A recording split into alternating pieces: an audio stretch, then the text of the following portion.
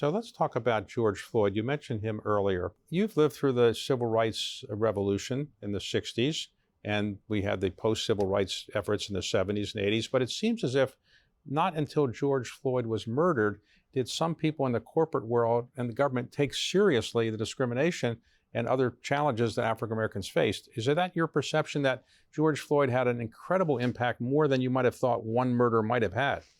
Well, I think what was different, David, was that first, we were all at home as a country. And secondly, this was fully videotaped from the moment he was put on the ground till his last breath. And that it was photographed, that it was videotaped, and that the perpetrator was fully aware that he was killing someone and clearly assumed that he could do that with impunity. I think that is what we Americans, the average American, found so appalling and so antithetical to our values as a people.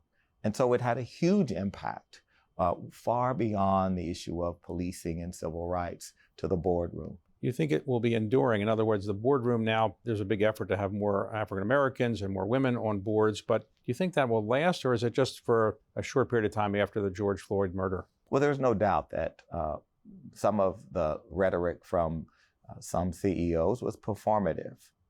But I believe that we are seeing a real paradigm shift where we understand that diversity in the boardroom is more than one. You know, I'm been a member of some public company boards, and there was a time when there would be one Black and one Hispanic, and maybe one or two white women, and you had diversity. I think now we understand that that's really tokenism.